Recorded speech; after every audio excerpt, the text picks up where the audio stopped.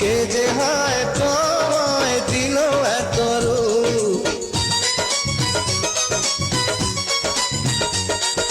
দেখে হয়ে গেলাম আমি যে চুপ। তোমারই জন্য করেছি সাজ, হইও না গো পাগল বন্ধু আজ। তুমি আছো